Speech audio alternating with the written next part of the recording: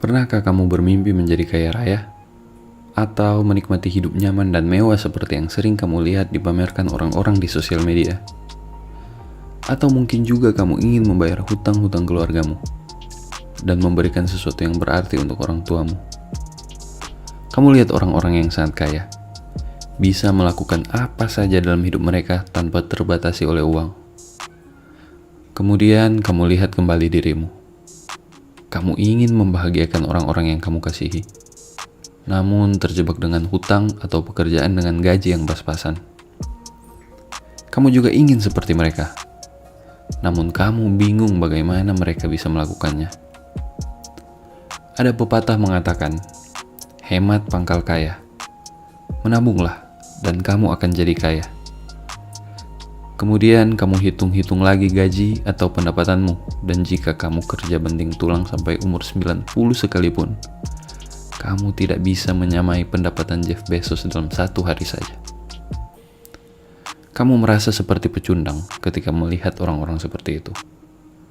Atau kamu bahkan tidak berani untuk membayangkannya sekalipun. Tapi bagaimana jika sebenarnya ada jalan untuk menjadi kaya seperti mereka? Ada jalan untuk membayar hutang-hutang orang tuamu dan membahagiakan mereka. Ada jalan bagimu untuk hidup lebih baik, membeli rumah impian, membiayai anak dan istri, membantu orang-orang berkekurangan di sekitarmu. Apakah kamu percaya jika kamu bisa mendapatkan semua itu? Namun, sebelum kita lanjut, aku peringatkan bahwa jalan yang akan kutunjukkan adalah jalan yang terjal dan sulit untuk dilalui. Tidak semua dari penonton video ini akan mampu untuk melewati jalan tersebut. Hanya sebagian kecil dari kalian yang akan berhasil melewatinya. Dan bagi kalian yang berhasil melewatinya, ada uang dan kebebasan yang sedang menanti kalian di ujung jalan. So, stay tuned.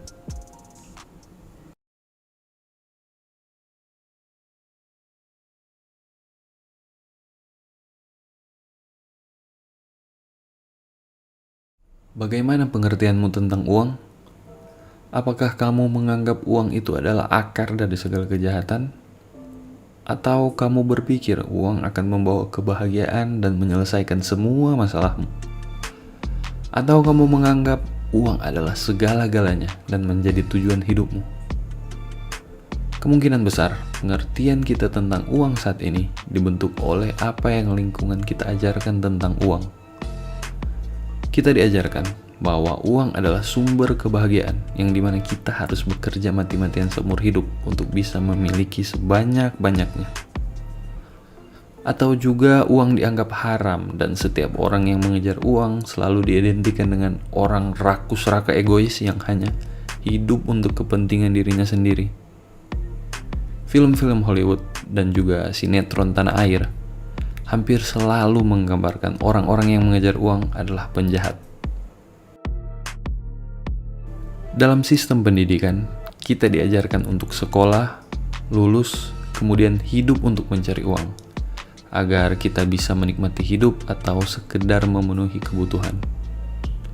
Bekerja hingga usia lanjut, kemudian pensiun dan menikmati hasil kerja berpuluh-puluh tahun.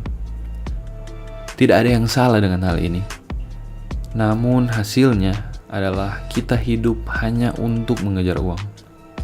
Kita melakukan pekerjaan yang tidak kita sukai, terus mencari peluang demi peluang, dan tidak bisa hidup secara maksimal karena terus-menerus mengejar uang.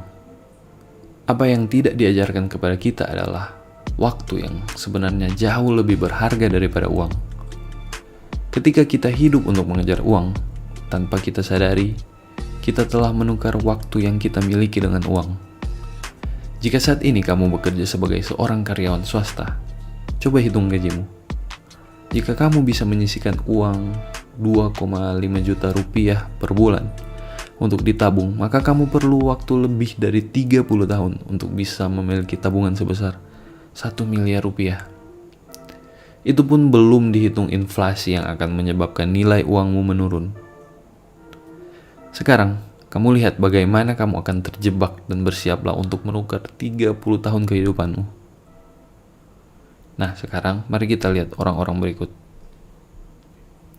Nadiem Makarim, 36 tahun, total kekayaan 1,2 triliun rupiah. Kevin Systrom, 36 tahun, total kekayaan 1.9 billion US dollar.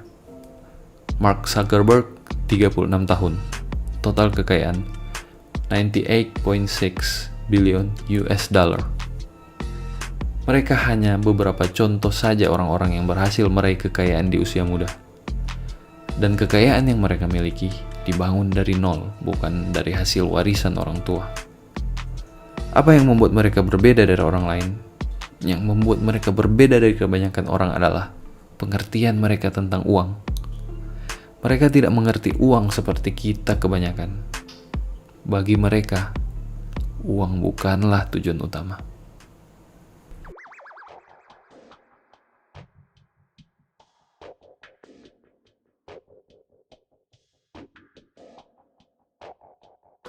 Seberapa besar uang yang kamu dapatkan tidak ada hubungannya dengan seberapa keras dan banyak kamu bekerja. Uang yang akan kamu dapatkan berbanding lurus dengan nilai yang kamu miliki. Semakin besar value yang kamu berikan, maka semakin besar pula uang yang akan kamu dapatkan. Seorang petugas kebersihan di kantor pasti tidak akan mendapatkan gaji sebesar pimpinan di kantor tersebut. Meski kita tahu bersama, petugas kebersihan memiliki pekerjaan yang lebih banyak melelahkan badan dibanding seorang pimpinan. Tanggung jawab dan nilai yang dimiliki seorang petugas kebersihan dan pimpinan di kantor tentunya jauh berbeda. Jika petugas kebersihan dipecat, tentu akan dengan sangat mudah menemukan penggantinya. Berbeda dengan seorang pemimpin kantor, tentunya tidak semudah itu menemukan pengganti yang memiliki kapabilitas yang mumpuni untuk memimpin sebuah organisasi. Cristiano Ronaldo dari tahun ke tahun selalu fokus untuk meningkatkan performanya di lapangan hijau. Selalu menjadi orang pertama yang muncul di tempat latihan dan berlatih jauh lebih keras dibanding rekan-rekan setimnya. Tidak salah jika Ronaldo menjadi salah satu atlet dengan bayaran termahal. Dia memiliki nilai yang besar bagi tim di mana dia bermain. Ronaldo fokus untuk membangun nilai dirinya dengan meningkatkan performanya, bukan mengejar uang. Jadi, jika selama ini kamu bekerja keras untuk mengejar uang, maka sekarang ganti fokusmu untuk membangun nilai diri dan biarkan uang mengikutimu.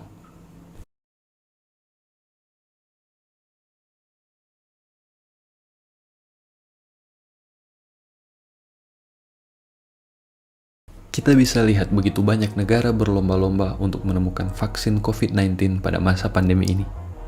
Ini adalah sebuah permasalahan besar yang dimiliki dunia saat ini. Menemukan vaksin COVID-19 sama dengan memberikan solusi bagi permasalahan umat manusia saat ini. Dan hadiah yang menanti di balik permasalahan yang sulit ini tentunya begitu besar.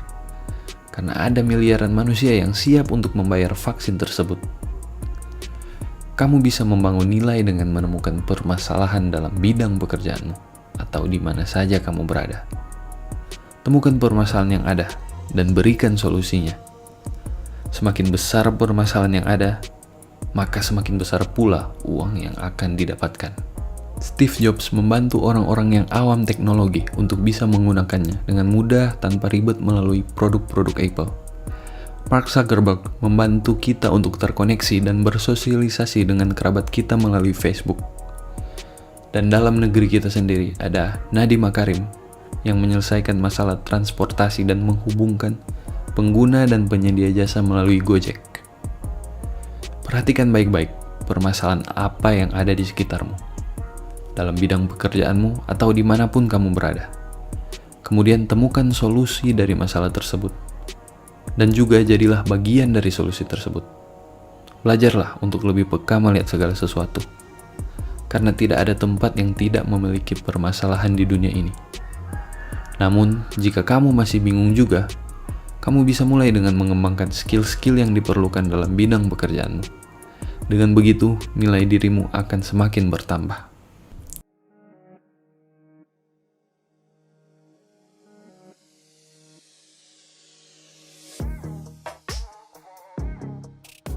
Jika ada orang yang mengatakan uang bukanlah segalanya, mereka benar.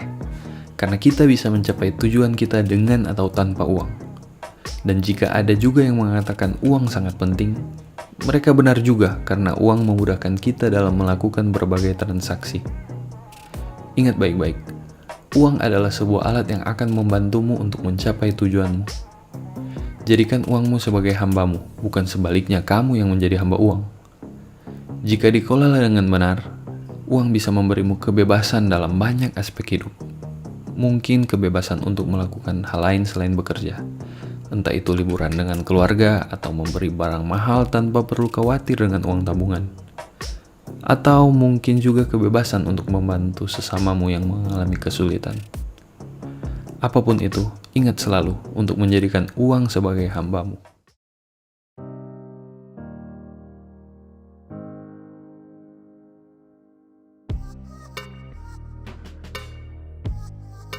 Inti dari video ini adalah untuk menanamkan pengertian sebenarnya tentang uang, yaitu berhentilah mengejar uang dan mulai mencari permasalahan di sekitarmu. Dan mungkin jika lebih banyak lagi orang-orang Indonesia yang fokus untuk mencari dan menyelesaikan masalah ketimbang mengejar uang, mungkin masalah keruwetan bangsa kita ini bisa teratasi satu persatu.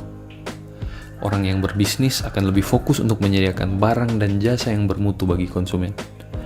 Orang yang masuk politik karena ingin melayani masyarakat, bukan untuk mencari uang. Atau mungkin influencer akan fokus memberikan konten berkualitas bagi penontonnya ketimbang hanya bikin sensasi. Mungkin harapan tersebut masih agak jauh. Namun kita tidak boleh pesimis karena kita bisa mulai dari diri kita sendiri tentunya. Untuk jadi bagian dari solusi permasalahan yang ada.